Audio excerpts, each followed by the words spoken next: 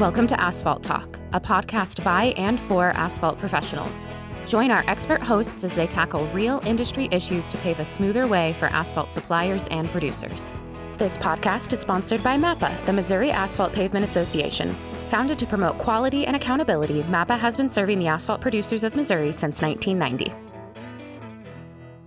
And now a public service announcement from our sponsor, May Create Design. Google Translate doesn't work for web designer to paving company translations. You say hot mix and it thinks you're talking about the latest snack craze. Wouldn't it be nice to work with a designer who knows the difference between binders and bitumen? Work with folks who have been speaking your language for the past 17 years. Visit maycreate.com. That's M-A-Y-E create.com. Because if you think your website sucks, so does everyone else. Hello, everyone, and welcome back to Asphalt Talk. I'm your host, Dale Williams with the Missouri Asphalt Pavement Association. Today, we're sitting down with Llans Taylor, Transportation Planning Director at the Missouri Department of Transportation. Llans, it's great to talk with you today, and I look forward to our discussion about the Statewide Transportation Improvement Program, or STIP. But before we do, let's spend a little time learning about yourself. So, Llans, how long have you been with MoDOT? Well, Dale, I started in May of 1996. I started as a materials inspector in Central District, which was District 5 at the time.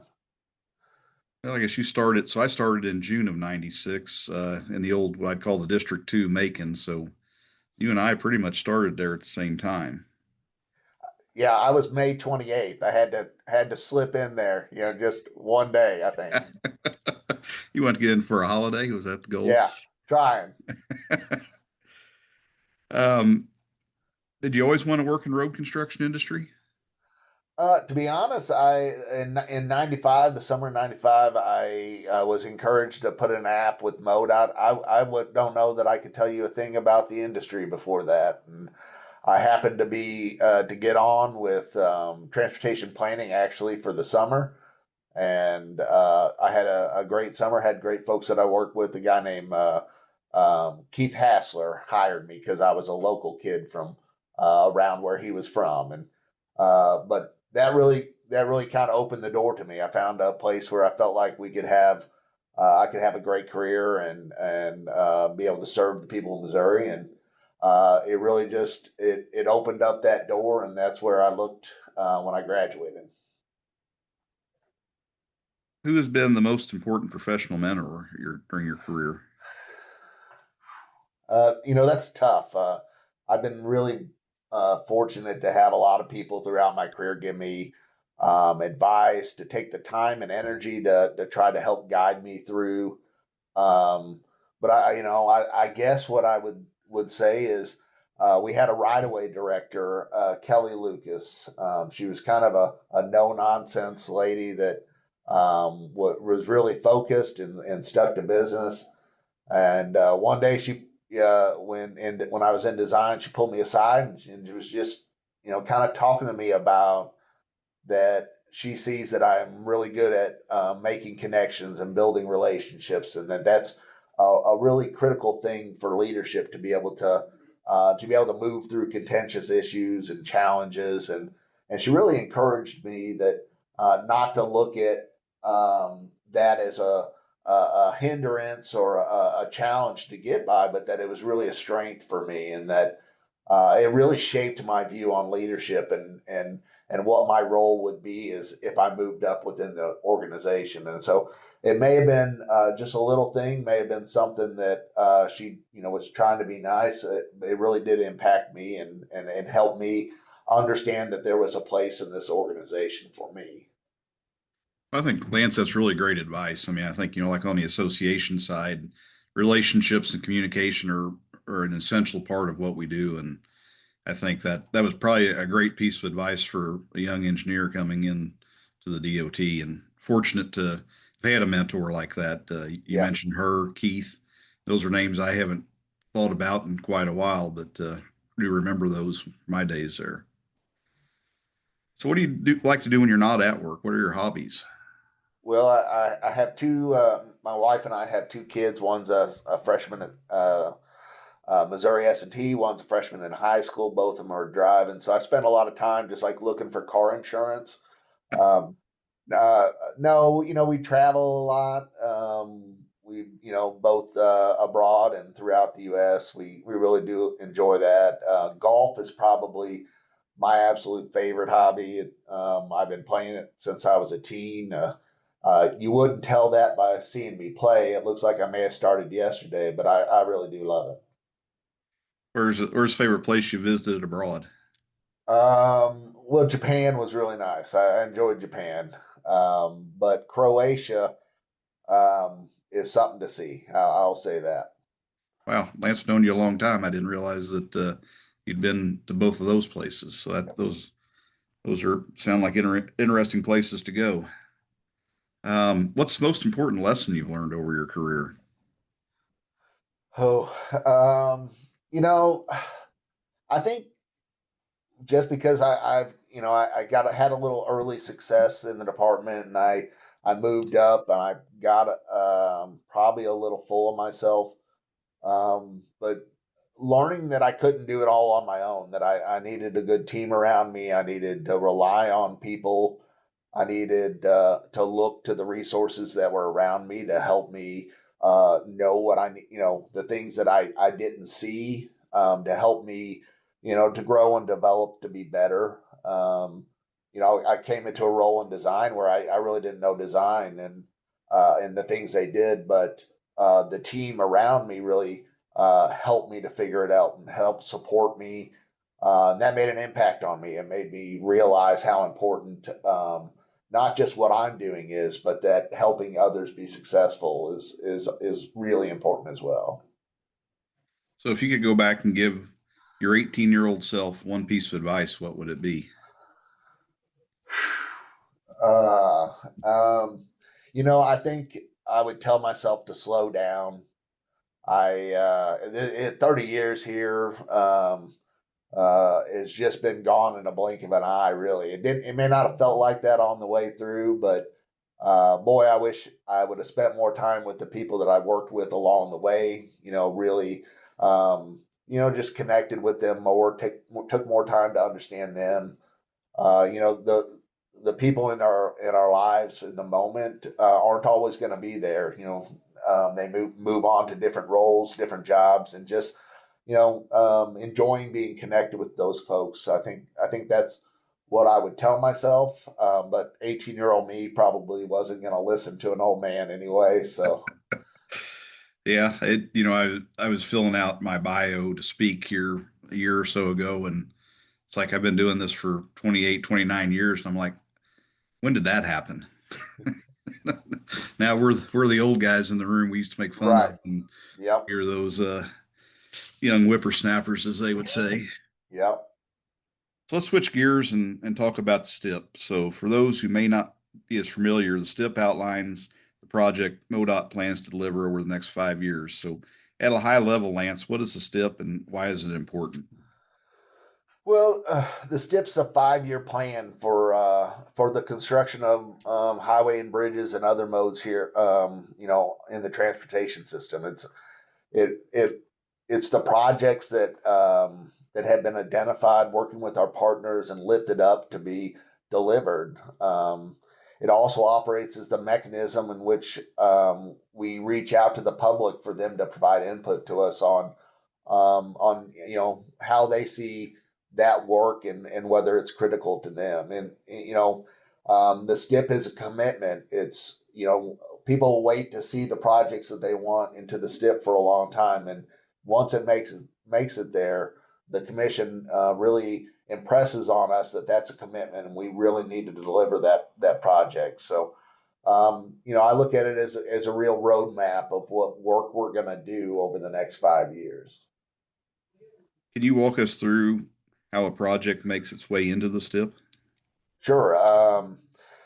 Keep in mind that we've got 7 districts, and 2 of them have urban rural splits, so in practice there's about 9 different variations of how this works, but they all share the same core principles. They all work within the Missouri planning framework, our approach to bottom up decision making that helps to ensure that there's local voices in the room when priorities are raised. Uh, so typically what happens is that there's a need identified, a community member, a stakeholder, they have a challenge or a concern or sometimes an opportunity to improve the system, to improve the community, and they share those needs with their local representatives that work with our active transportation committees at both the regional planning commissions, the metropolitan planning organizations.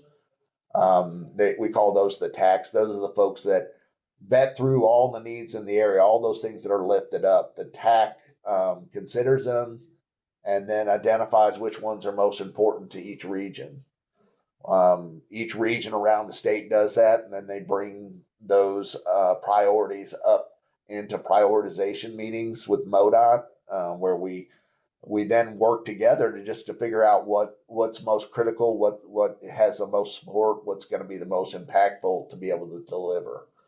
And then MoDOT takes those prioritized list, and we kind of build a little bit of information about them, get some programming estimates, and then figure out where within the 5-year window those projects will fit. So how do the districts prioritize projects? I mean, does condition or safety play a role in how they prioritize them? Yeah, the districts, they are the ones that work directly with our planning partners. So they're the ones that have these difficult conversations about all the needs around the state, and of course safety and condition of our infrastructure. It plays a big role in that. As those needs are brought up at the tax, MoDOT will bring the crash history, fatalities and disabling injuries. Will bring the condition of the assets that are in those areas, and then the other information about the area and future plans, and talk about what the potential impacts are, what can be done. Ultimately, estimate out a few of those solutions, and then figure out what the solution to that issue is.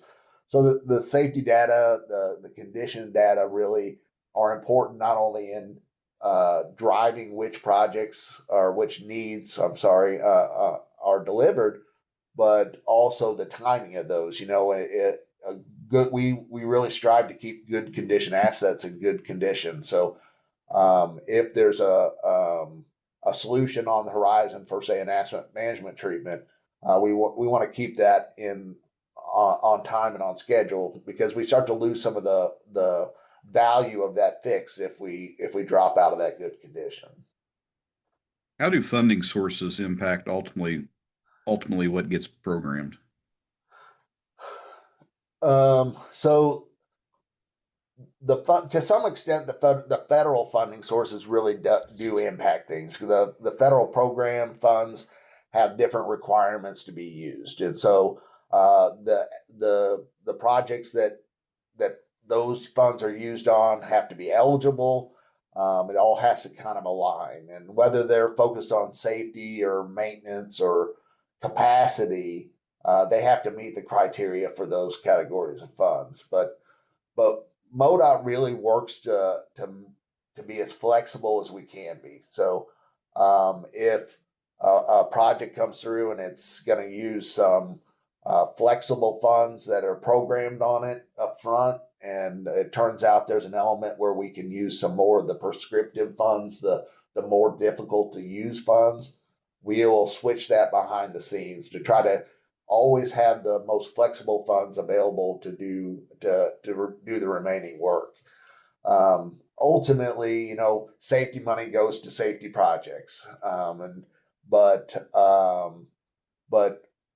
some of the other funds have enough latitude that we can be good about making sure that we use every dollar.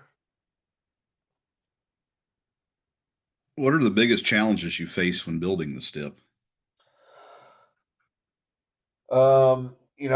We started this process a few years ago that developed the high priority unfunded needs list, and it lays out over $10 billion worth of road and bridge projects or needs across the state. And I really think the biggest challenge is figuring out for the money that's available to try to address some of these projects or these needs, what's going to move forward. You know, those are difficult decisions by the districts out working with their partners, and you know, there are folks in the state that have waited years to see their need addressed, and you know, and that's those are difficult discussions to have as they go through the selection process. So, you know, we've got this $10 billion of needs list, and you know, for the most part, we move a few $100 million worth of needs around the state off of that list. Once we address asset management needs, once we address safety needs, and you know, so it really is just trying to figure out how to best use those available dollars. So how do changes like cost increase or unexpected needs impact the program once it's set? Oh, it can be very impactful. You know, as designs develop, our project managers are really trying to control those costs and try to operate within budget, but it can be difficult. You know, there are things that are outside their control that can pop up, and it just a lot of those just take money to solve. And then, you know, there's a project can take a couple of years to develop, and there may be new needs that are identified on that. And so, if you're already working there, there's a pressure to do those additional items while you're there. And so, all of those things combine to basically just take available funding away from other uses, right? So, if a current project runs over and it is awarded well over program, then the money is taken away in the next year. So there's just less funds for the projects that are coming in the future. And if a project over 2 or 3 years of design increases a bunch, they've got to make room for that large cost of that commitment, and it just takes money away from other needs. From an industry perspective, predictability matters. What's the best way for contractors to understand what work is coming? Well, for a kind of a quick high level overview, I think that the Excel file that we publish on our external website called, I think it's called the Road and Bridge Program Raw Data. It's kind of that skinny STIP, but it's an Excel file of it. So you can sort it by program year. You can sort it by lane miles. It has the project description. It has the current construction estimate out there, and it'll give you a sense of, you know, resurfacings, so many miles, so much cost, and gives you a feel for the volume of work that's coming ahead. But we're also, you know, with our focus on customer service, we really are trying to improve the information that we provide to our customers, to our partners, to those that support our projects, so that they have the right information. So this is something that we're actively looking into, trying to figure out how we can best communicate and keep people aware of what's coming. And no commitment, but we are really working, and hopefully you'll see some improvements of that in the near future. That's great, because I know our folks do look at the STIP and as they're trying to build out future costs and, you know, having equipment and people and everything for that. So as we start to wrap up, what's the biggest challenge you see for the STIP moving forward? Oh, I'd say to me, the clear challenge that we face is that we've passed the peak funding point, that the funding structure doesn't keep pace with inflation. And so even though we are at a pretty good level on contractor awards, that dollar figure is going to lose buying power over time. And you know, it's one of those things where there's never enough money, but then inflation is going to take even more of that away. I think that's the biggest long-term need that I see. Yeah, I definitely agree with you. And, we were hopeful maybe we might see a new highway bill come out of this Congress, but, here we're sitting as we record this, the middle of April, and nothing's passed out. And as you're aware, Congressman Graves, who's the chair of T&I, has announced he's stepping down after this term. So still hopeful that the congressman will get something across the finish line, but the clock is ticking with it being election year and midterms, and I guess we'll see what happens. So any parting thoughts? I would just say, you know, I really do appreciate our partnership with all of the industries that are out there helping us to deliver these important projects. I think that that our focus has always been from both of us on just delivering good projects, delivering improvements for the people of Missouri, and I just thank you all for that. I thank the industry folks, and I think there's an opportunity as we move forward. We just keep working together, and we'll solve some of these problems. So, Well, Lance, it's been great catching up with you today. And I just like to say thank you for listening to Asphalt Talk, the podcast by and for asphalt professionals. If you enjoyed listening and learned something, please leave us a review. Your review will help us connect with other professionals like yourself so you can keep the conversation going. 1992 called, they want their website back. Stop apologizing for your crappy site and stop working with that company who thinks hot mix is the latest snack craze. Work with folks who have been speaking your language for the past 17 years. And get a website that's not a gigantic pain in the you-know-what to build. Visit mayecreate.com, that's M-A-Y-E create.com for a free consultation and quote. Because if you think your website sucks, so does everyone else.